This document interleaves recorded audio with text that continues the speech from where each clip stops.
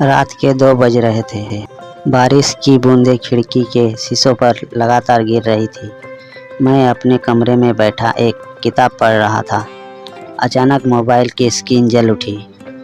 कोई अनजान नंबर था। मन में हल्का संदेह हुआ, लेकिन उत्सुकता के चलते मैंने कॉल उठा लिया। हेलो, मैंने धीमी आवाज़ में कहा। सुनसान खामोशी, फिर एक हल्की सांसों की आवाज़ आई। तुम अकेले हो? एक डरावनी धीमी फुसफुसाहट मेरे कानों में गूंज उठी। मेरी रीढ़ में सिरहन दौड़ गई। मैंने झट से फ़ोन काट दिया और घड़ी की ओर देखा। 2:05 AM। मन में डर बैठने लगा, पर मैंने खुद को समझाया कि कोई मजाक कर रहा होगा। लेकिन अगले पल कमरे का बल्ब हल्के हल्के टिमटिमाने लगा। खिड़की पर बारिश की बूंदों के अलावा किसी के खरोंचने की आवाज़ भी आने लगी। मैंने खिड़की की ओर देखा, पर वहाँ कोई नहीं था। शायद वहम होगा, मैंने खुद को दिलासा दिया और वापस किताब पढ़ने लगा। लेकिन तभी दरवाजे पर दस्तक हुई। मैंने कांपते हाथों से दरवाज़ा खोला, लेकिन बाहर कोई नहीं था। ठंडी हवा का झोंका मुझे छूकर निकल गया।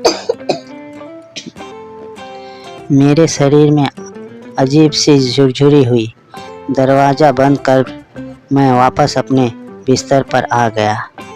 फ़ोन फिर से बजा, इस बार भी वही अनजान नंबर। कॉल उठाते ही वही धीमी आवाज़, तुम्हारे कमरे में, मैं तुम्हारे ठीक पीछे खड़ा हूँ। मेरे हाथ से फ़ोन गिर गया। दिल की धड़कन तेज हो गई। साहस जुटाकर मैंने धीरे धीरे गर्दन घुमाई। कमरे के कोने में एक काली परछाई थी, एक धुंधली आकृति जो मेरी ओर बढ़ रही थी। उसकी आंखें अंगारों की तरह जल रही थी।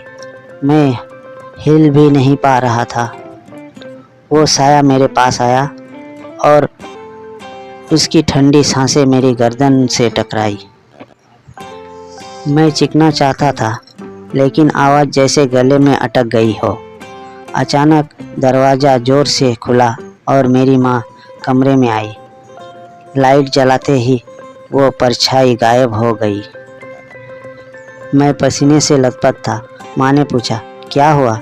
इतनी डरावनी चीख क्यों मारी?